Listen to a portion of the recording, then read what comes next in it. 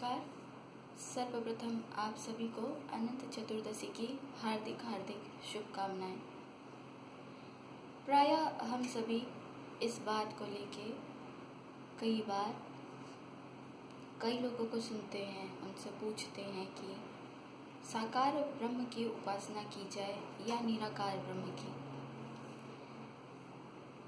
इस प्रश्न के उत्तर में मैं मात्र यही कहना चाहूँगी कि जिस प्रकार आपके सामने बैठा हुआ व्यक्ति यह नहीं बता सकता कि आप जो भोजन कर रहे हो उसका स्वाद आपको कैसा लग रहा है या आप कौन सा भोजन करोगे तो आपको कितना स्वादिष्ट लगेगा और वो आपकी पाचन शक्ति पे कैसा प्रभाव डालेगा, वो आपको कैसे पचेगा और आपको कितनी ताकत देगा, ये सिर्फ आप जानते हो, आप महसूस कर सकते हो। उसी प्रकार आप प्रभु से किस मार्ग से बेहतर तरीके से जुड़ पाओगे, किस मार्ग पे आप उनकी ऊर्जा, उनकी शक्ति, उनका प्रेम ज़्यादा महसूस कर पाते हो, किस तरीके से आप उनकी तरफ तेज़ी से आगे बढ़ते हो, ये सिर्फ आप चुन सकते हो।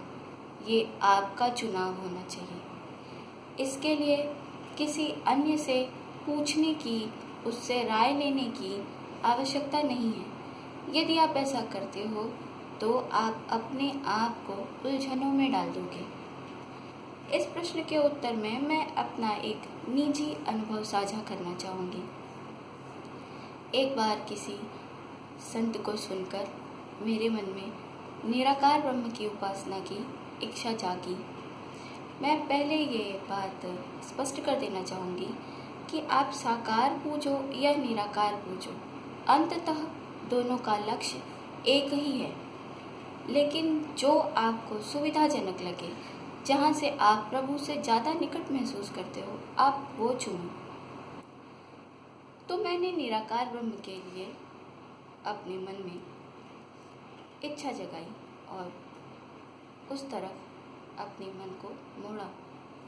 उस दिन मैं सुबह उठी, नित्य कर्म करने के बाद आज मैं ध्यान करने अपने मंदिर में ना बैठ के किसी अलग कोने कमरे में बैठ गई। जब मैंने आंखें बंद की तो मुझे ये नहीं समझ आ रहा था कि मैं किसका ध्यान करूं, मैं किसके आगे रोऊं, किससे कहूं कि मुझे अपने पास बुलाओ।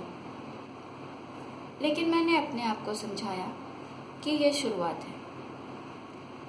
उस पूरा दिन मैंने ऐसा अनुभव किया जैसे मैं अनाथ हो गई। मेरे पास मेरा कहने वाला कोई नहीं था।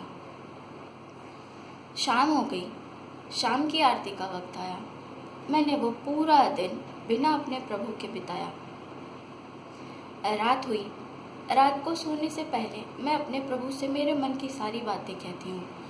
आज मेरे पास ऐसा कोई नहीं था जिससे मैं कुछ कह पाती। सुबह हुई। जैसे ही मैं अपने मंदिर में गई, जैसे एक बच्चा बहुत देर के बाद अपनी माँ को देख के बिलख उठता है, मेरी आंखें मेरे प्रभु को देख के वैसे ही बोझिल हो गई और मेरी आंखों से लगातार अश्रु गिरने लगे। उस दिन से मैंने ये माना कि मेरा मार्ग भक्ति है और सगुण भक्ति है। मैं ये नहीं कहती कि निराकार ब्रह्म की उपासना गलत है, लेकिन आप ये पहचानो कि आपके लिए क्या सही है, साकार या निराकार। अगर आप निराकार प्रभु से जुड़कर अपनी मुक्ति के मार्ग पर जाने में सक्षम हो तो आप वो चुनो। लेकिन अगर आपको अपनी माँ का सानिध्य, पिता का साथ, ये सब रस लेते हुए मुक्ति को प्राप्त करना है तो भक्ति सर्वश्रेष्ठ है, जहाँ कोई नियम नहीं है, जहाँ कोई बंधन नहीं है, जहाँ सिर्फ भाव है, आपकी माँ है, उसका प्रेम है। जैसे एक छोटा बच्चा जब तक अबोध रहता है उसकी माँ उसे गोद से नहीं उतारती, और जैसे ही वो ज्ञानी हो जाता है वो उसे उसका कर्म करने के लिए छोड़ देती है। तो मैंने ये महसूस किया कि मुझे इतना ज्ञानी नहीं होना कि मेरी माँ मुझे छोड़ दे।